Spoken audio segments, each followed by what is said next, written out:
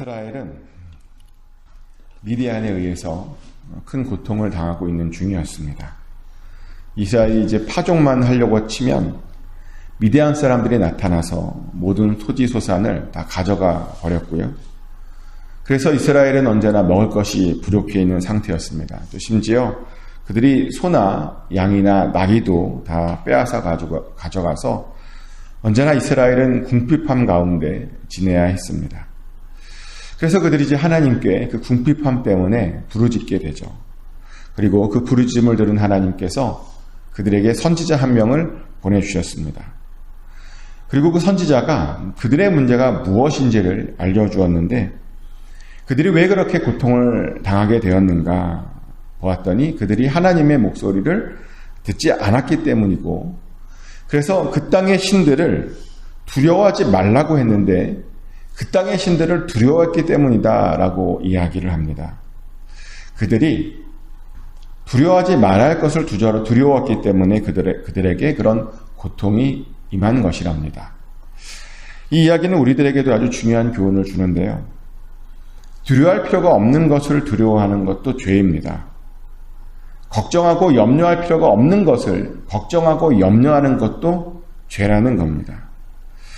근데 우리들을 보면 두려워할 필요가 없는 것을 두려워합니다. 걱정하고 염려할 필요가 없는 것들을 걱정하고 염려합니다. 그런데 하나님께 맡겼으면 전혀 걱정하거나 염려할 필요가 없습니다. 두려워할 필요가 없습니다. 하나님께서도 알아서 해주시는 겁니다. 우리는 걱정할 것이 아니라요, 하나님께서 우리에게 약속하신 그 평안을 누리며 살면 됩니다. 그것이 우리를 향한 하나님의 뜻이죠. 축복하는 것은 여러분 안에 혹시 걱정이나 두려움이나 근심이 있다면 다 내려놓으시고 하나님 안에서 그 주시는 평안을 누리시길 축복합니다. 하지만 안타깝게도 이스라엘은 정말 쓸데없는 걱정을 했죠. 그래서 그런 걱정과 두려움 때문에 미디안 사람들에게 고통을 당해야 했다는 겁니다. 그래도 감사한 것은 이스라엘이 하나님께 부르짖었더니 하나님께서 그 문제를 해결해 주시기로 작정하셨고요. 그래서 그 문제의 해결자로 기드온을 불러주시는 것이 오늘 본문의 이야기입니다. 어느 날 하나님의 사자가 기드온 앞에 나타났습니다. 마침 그때 기드온이 뭐하고 있었냐면 밀을 포도주 틀에서 타작하고 있었다라고 이야기합니다. 밀인데 그것을 포도주 틀에서 타작을 했다. 이게 굉장히 이상한 장면이거든요. 근데 왜 그랬냐면 성경에 보니까 미디안 사람들에게 제가 밀 타작하고 있음을 들키지 않으려고 그랬다는 겁니다. 그 말은 뭐냐면 기드온도 지금 미디안 사람 눈치를 보고 있었고요.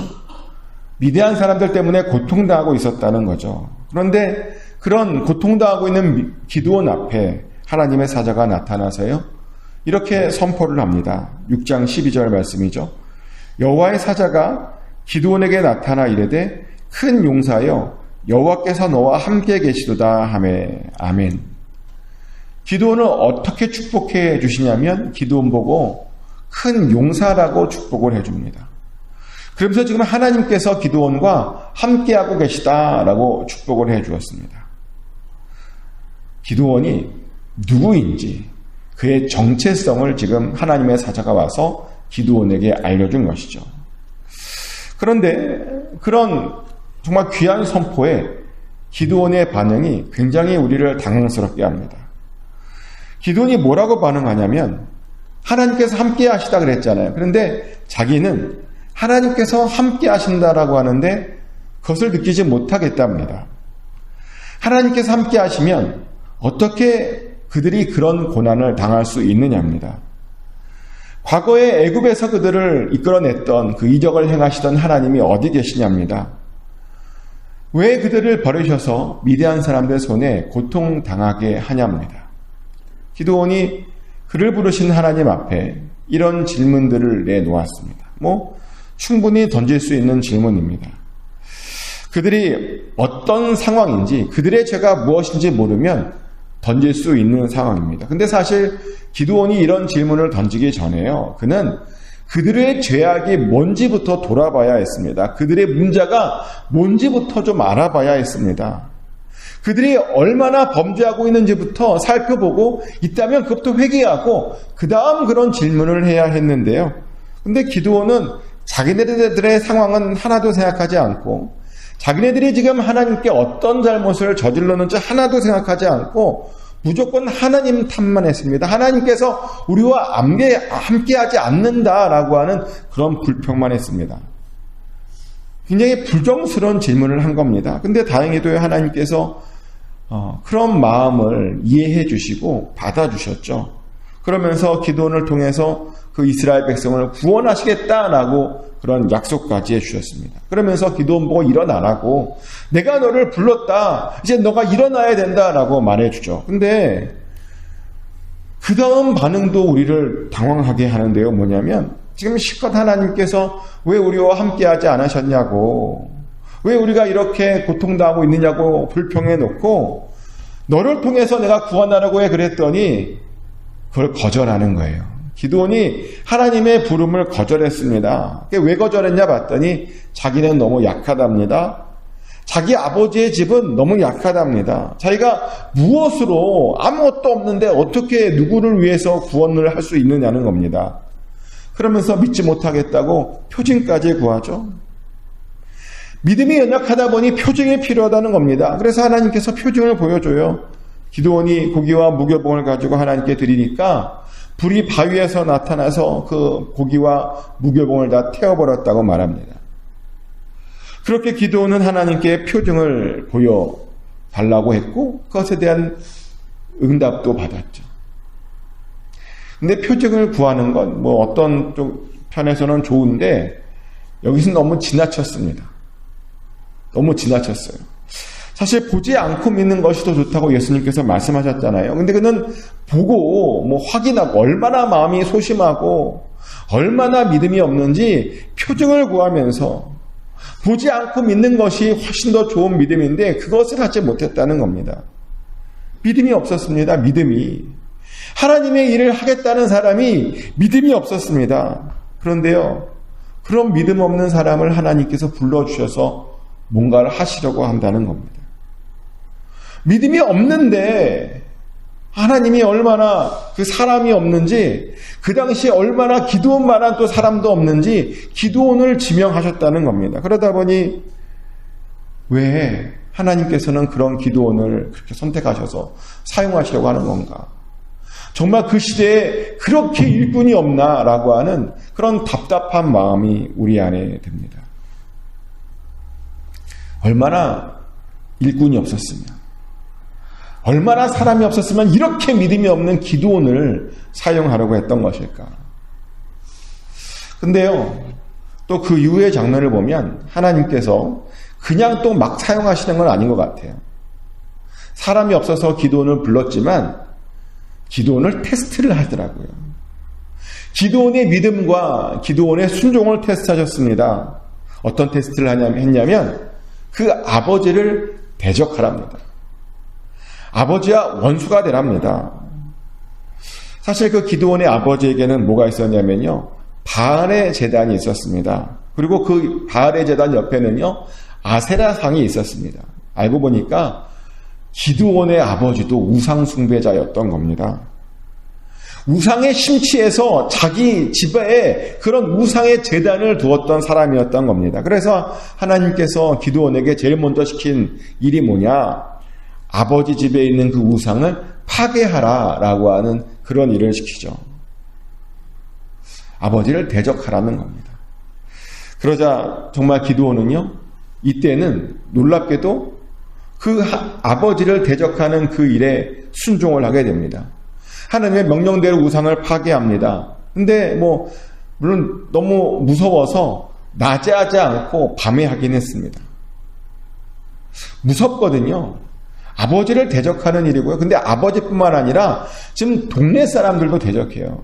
왜냐하면 온 동네가 지금 다 우상에 빠졌거든요. 온 동네가 다 바알과 아세라를 섬기느라 너무 열심히 심취해 있었기 때문에 낮에는 감히 하지 못했다는 겁니다. 실제로 기드온이 그 우상을 다 없애버리자 그 동네가 난리가 났답니다. 당장 누가 한 짓인지를 찾아서 이 사람을 죽여야 된다라고 난리가 났습니다. 찾아보니까 그 요아스의 아들 기드온이 한 거예요. 기드온을 잡아 죽이자라고 난리가 났습니다. 근데 놀라운 것은 그 아버지의 반응입니다. 아버지가요, 사람들이 기드온을 죽여야 된다니까 뭐라고 말하냐면 이렇게 말을 해요. 사사기 6장 31절 말씀인데요. 요아스가 자기를 둘러서 모든 자에게 이르되 너희가 바알을 위하여 다투느냐? 너희가 바알을 구원하겠느냐? 그를 위하여 다투는 자는 아침까지 죽임을 당하리라. 바알이 과연 신일진데 그의 제단을 파괴하였은즉 그가 자신을 위해 다툴 것이니라 하니라. 바알을 위해 분노하지 말래요. 바알이 진짜 신이면 바알이 직접 원수를 갚을 것이니까 바알을 위해서 뭘 하지 말래요. 그냥 바알이 어떻게 하나 두고 보자는 겁니다. 근데 사실 이 말은 굉장히 정확한 말이죠. 왜냐하면 진짜 바알이 살아있는 신이었다면 그에게도 어떤 능력이 있을 것이기 때문입니다. 그가 직접 원수를 갚을 것이기 때문입니다. 그래서 그렇게 바알을 위해서 소동을 부릴 필요가 없습니다. 바알을 위해서 그렇게 화를 낼 필요가 없습니다. 그런데 바알이 역시 살아있지 않다 보니, 우상이다 보니 정말 기드온이 그런 일을 했는데도 아무런 일도 일어나지 않았습니다. 그냥 정말 아무런 일도 일어나지 않았습니다. 근데 만약 이 비슷한 일을 하나님께 했다면 어떻게 됐을까요? 누가 하나님의 제단을 막 허물고 파괴하고 그랬으면 어떻게 됐을까요? 우리 하나님은 살아계신 하나님이시기 때문에 하나님께서 직접 원수를 갚으실 것입니다. 하나님께서 해결하시겠죠. 바알과 다르기 때문에요. 하나님께서 정말 그에게 보복하실 겁니다. 그런데 문제는 하나님께서 살아계셔서 하나님께서 하실 수 있는데요. 사람들을 보면 자기가 원수를 갚으려고 그래요. 바알을 믿는 사람들보다 더 못해요. 하나님께 맡겨드려서 하나님께서 해결하셔야 되는데 아니 자기가 그거를 해결하려고 한다는 겁니다. 그런데 우리 하나님께서는 살아계신 하나님이신 것을 믿으십니까? 항상 우리 삶 가운데 정말 역사하시고 우리 삶 가운데 정말 개입하시고 간섭하시는 정말 살아계신 하나님이신 것을 믿으십니까? 믿으셔야 됩니다. 그리고 그렇게 믿는다라고 하는 것이 뭐냐면요. 하나님이 하시도록 하나님의 것들은 하나님께 내어드리고 맡겨드리는 것입니다. 하나님은요. 능히 살아계셔서 맡겨드린 것들은 하나님께서 해주십니다. 우리 하나님은 죽으신 분이 아닙니다. 살아계셔서 지금도 이 순간 우리 삶 가운데 역사하시고 간섭하시는 분이십니다. 다윗이 참 대단했던 게 뭐냐면 바로 그 부분을 잘했어요. 다윗은 자기가 할 수 있는 것과 하나님께서 하셔야 되는 것들을 분리해서요. 하나님께 맡길 것들은 완전히 맡겨드렸죠. 바로 그것 때문에 그가 하나님께 인정받고 왕이 될 수 있었던 겁니다. 다윗에게 얼마나 사울 왕을 죽일 기회가 많았습니까? 사울 왕이 하필 숨어 들어간 곳이 하필 화장실을 간 곳이 하필 잠을 잔 곳이요. 다윗이 숨어 있는 곳이었잖아요. 참 희한해요. 우연도 그런 우연이 없어요. 하필 화장실을 가고 싶어서 들어간 곳이 다윗이 숨어 있는 굴이었고 하필 좀 낮잠을 자러 가는 곳이 다윗이 숨어 있는 굴이었습니다. 그래서 다윗은요. 마음만 먹으면 당장 사울 왕을 어떻게 할 수 있었는데 그렇게 하지 않아요. 하나님께서 해주셔야 된다. 내가 할 수 있어도 하면 안 된다라고 하는 그런 믿음이 있었다 보니 할 수 있어도 하지 않았다는 겁니다. 하나님께 완전히 맡겨드렸습니다. 그랬더니 인정받았잖아요. 그런데 우리는 뭐가 그렇게 급한지 하나님께서 하실 수 있는 일들을 하나님께서 하셔야 되는 일들을 우리가 하려고 하더라는 겁니다. 하나님께서 하셔야 되는 영역에 조급하게 우리가 뛰어듭니다. 그래서는 안 됩니다. 그것은 정말 살아계신 하나님을 믿는 그런 자세가 아닙니다. 다시 한번 말씀드리지만 우리 하나님은요. 무상이 아닙니다. 우리 하나님은 손과 발이 없으신 분이 아니십니다. 우리 하나님에게는 능치 못한 일이 없으신 분이십니다. 그리고 하나님의 눈으로 지금도 우리를 눈동자처럼 지켜주십니다. 하나님의 의로우신 오른팔로 우리를 지키시고 우리를 인도하시며 우리의 원수들에게 보복하시는 분이십니다. 우리는 지금 그런 하나님을 믿으며 살고 있습니다. 그런데 그런 하나님을 믿는다는 건 뭐냐면요, 맡겨드리는 겁니다. 원수 갚는 것을 하나님께 맡겨드리는 겁니다. 억울한 일을 하나님께 맡겨드리는 겁니다. 모든 문제를 하나님께 맡겨드리는 겁니다. 그러면 하나님의 때에 하나님의 방법으로 다 해결될 줄 믿습니다.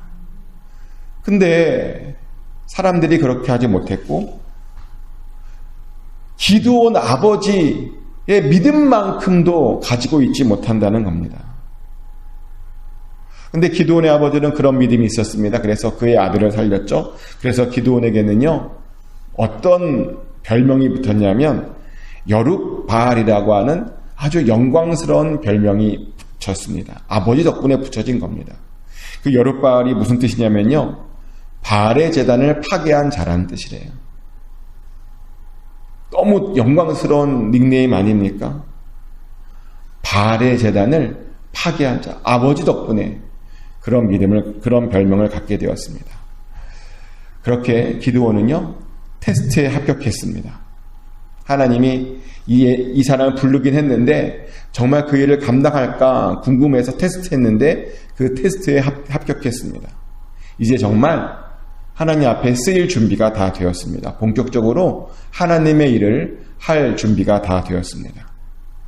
우리도 테스트에 합격해야 됩니다. 하나님은 우리도 테스트를 하시죠? 그런데 그 테스트에 합격하려면 하나님의 말씀에 순종해야 되고 하나님의 명령에 순종해야 되고 그러면서 우리의 믿음을 보여줘야 됩니다. 잘 순종하시길 축복합니다. 그래서 하나님께서 주시는 테스트에 여러분들도 꼭 잘 패스하시길 축복합니다. 그래서 정말 기드온처럼 크게 쓰임받는 저와 여러분 되시기를 예수 그리스도 이름으로 축복합니다. 하나님 크신 사랑